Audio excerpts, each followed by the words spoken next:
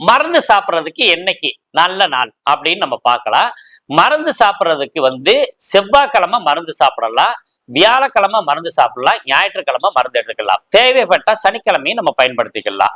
இது எப்படி அப்படின்னு கேட்டீங்கன்னா, ஒரு விபத்து நடக்குது, அதுக்கு மருந்து மாத்திரைகள்லாம் நம்ம எடுக்க முடியாது, என்ன நாள்கள்ல நடக்குதோ அதுக்கு தான் நம்ம போக வேண்டிய சூழ்நிலைகள் உண்டு. இப்ப கர்ப்பிணி பெண்களுக்கு முத மருந்து கொடுப்பாங்க. அதே மாதிரி மருத்துவரை போய் பார்க்கிறோம்.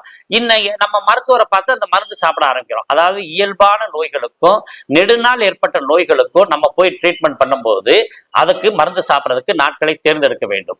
மற்ற விபத்து போன்ற அவசர காரியங்களுக்கு நீங்க இயற்கையாக எப்படி நடைமுறையில இருக்கோ அதை நீங்க பயன்படுத்திக்கலாம். ஆனா நீங்க எவ்வளவு முக்கியமா ஒரு மருத்துவரை போய் உடம்பு ஃபுல்லா செக்அப் பண்ணணும், அதுக்காக நம்ம போறோம். அப்ப என்னைக்கு போறது அப்படின்னாக்க, அதே மாதிரி மருத்துவரை பார்க்கறதுக்கு என்னைக்கு போகலாம்? விபத்து நேராம அவசர சிகிச்சை இல்லாத விஷயங்களுக்காக செவ்வாய்க்கிழமை, வியாழக்கிழமை, ஞாயிற்றுக்கிழமை மருத்துவரை பார்க்கலாம், மருந்து எடுத்துக்கலாம், மருந்து சாப்பிட ஆரம்பிக்கலாம்.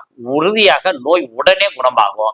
மற்ற நாட்களை எடுக்கும் பொழுது திங்கக்கிழமை, புதன்கிழமை, வெள்ளிக்கிழமை, இதுல திங்கக்கிழமை போனோம்னா அடிக்கடி மருத்துவரை பார்க்கிற மாதிரி, புதன்கிழமை போனாலும் நம்ம மருந்து சீக்கிரம் நமக்கு உடம்புல போய் சேர்ந்து சீக்கிரத்தை குணத்தை ஏற்படுத்தாது. அதனால இதை தவிர்த்தீங்கன்னா உங்கள் உடல் ஆரோக்கியமாக பல்லாண்டு வாழ இறைவன் அருள் புரிவார். வாழ்த்துக்கள்.